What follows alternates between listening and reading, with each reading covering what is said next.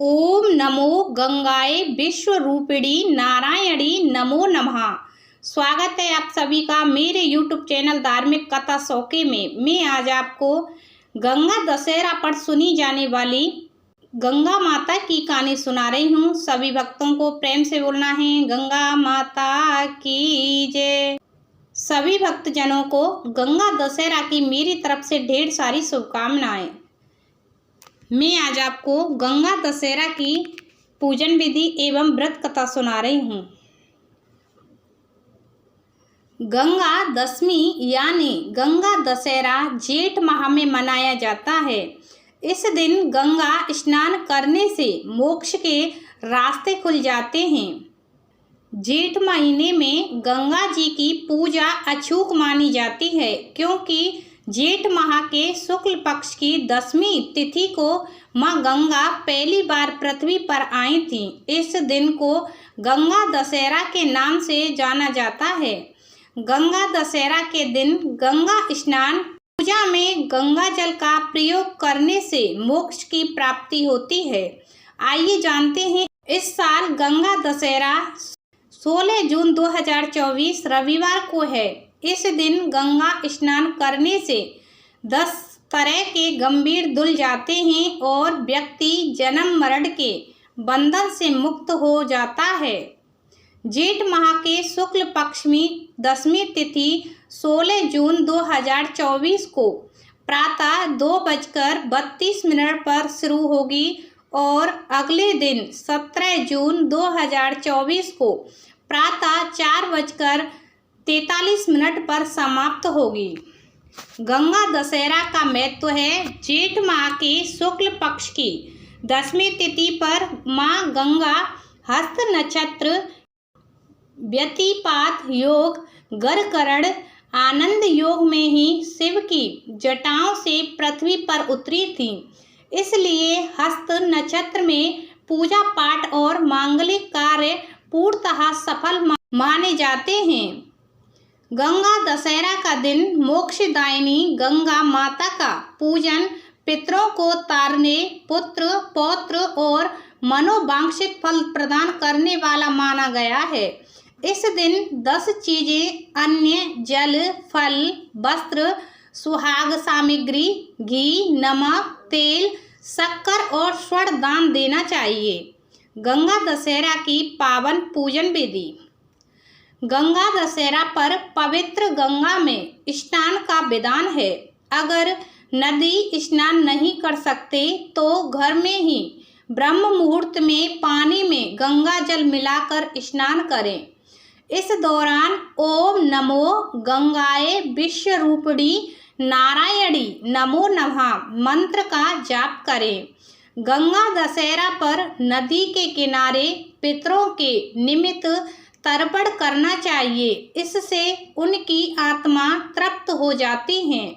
इसके बाद ब्राह्मण या जरूरतमंद व्यक्ति को दान दें।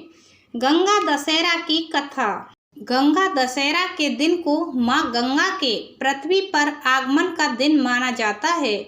मान्यता है कि गंगा नदी में स्नान करने से जीवन के सभी पाप धुल जाते हैं। इस हिंदू धर्म को पवित्र नदी के रूप में माना जाता है।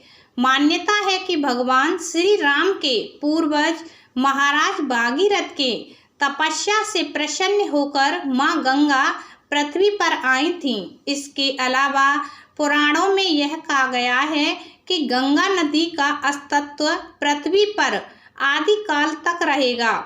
जब कलयुग के प्रकोप से सभी चीजें विलुप्त हो जाएंगी, उसके बाद भी माँ गंगा पृथ्वी पर बहेंगी। धार्मिक पर्व एवं अवसरों पर माँ गंगा के स्नान के लिए तीर्थ स्थलों पर श्रद्धालु भी भीड़ उमड़ती है। आज के इस पावन कहानी पर हम गंगा दशहरा के पावन कथा के बारे में जानेंगे।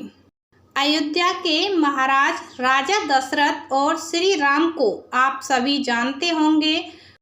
उनके ही पूर्वज राजा भागीरथ को अपने पूर्वजों के तर्पण के लिए गंगा जल की आवश्यकता पड़ी थी, तब उनके पास गंगा जल नहीं था, क्योंकि उस समय गंगा जी केवल स्वर्ग में ही बहा करती थीं। यह जानकर राजा भागीरथी बहुत दुखी हुए और माँ गंगा को पृथ्वी पर बुलाने के लिए तपस्या करने के लिए चले गए।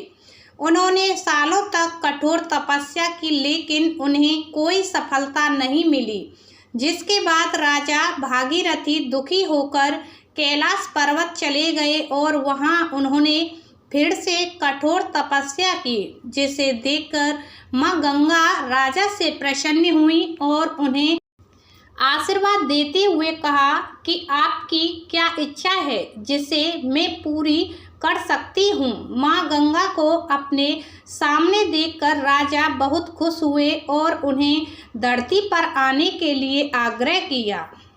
भागीरथ के आग्रह सुनकर माँ गंगा राजा के साथ धरती पर आने के लिए राजी हो गईं, लेकिन इसमें भी राजा के सामने एक समस्या खड़ी हुई। माँ गंगा का प्रवाह बहुत तेज था, अगर वह धरती पर बहती तो आधी पृथ्वी उनके वेग में बह जाती। राजा के इस समस्या का समाधान और कोई नहीं बल्कि महादेव बस कर सकते थे। ऐसे में राजा भागीरथी भगवान शिव की तपस्या करनी प्रारंभ की। भागीरथी कभी निर्जल तपस्या करते थे तो कभी पैर के अंगूठे पर। राजा की कठोर तपस्या से भगवान शिव बहुत प्रसन्न हुए और राजा के सामने प्रकट हुए और राजा से आशीर्वाद मांगने के लिए कहा। तब राजा ने भगवान शिव से निवेदन किया कि आप माँ गंगा के बेग को अपनी जटा में बांध लें। भगवान भोलेनाथ ने राजा की इच्छा स्वीकार की और ब्रह्मा जी अपने कमंडल से धारा प्रभावित किए और शिवजी माँ गंगा को अपनी जटा में बांध ली। करीब 30-32 दिनों तक माँ गंगा शिवजी के जटा में बंधी रहीं। फिर जेठ मास के शुक्ल पक्ष की 10वीं तिथि को शिवजी ने अपनी जटा को खोली और माँ गंगा को धरती में जाने को कहा। राजा ने माँ गंगा के पृथ्वी पर आने के लिए हिमालय की पहाड़ियों के बीच रास्ता बनाया और माँ गंगा को धरती पर आने के लिए निवेदन किया। जब माँ गंगा धरती पर आई तब राजा ने उनके जल से अपने पूर्वजों को तर्पण किया। जिस दिन माँ गंगा धरती पर आई थी उस दिन जेठ मास के शुक्ल पक्ष की 10वीं तिथि पड़ी थी, जिसके बाद से इस तिथि को गंगा दशहरा के पर्व के रूप में मनाया गया। गंगा दशहरा को माँ गंगा के धरती पर आगमन के उत्सव मनाया जाता है। तो ये रही माँ गंगा के आगमन की कथा। उनके आगमन को ही उत्सव के रूप में मनाया जाता है। हमें उम्मीद है आपको गंगा दशहरा की ये कथा जरूर पसंद आई होगी। तो सभी भक्तों को प्रेम से बोलना है गंगा माता की जय।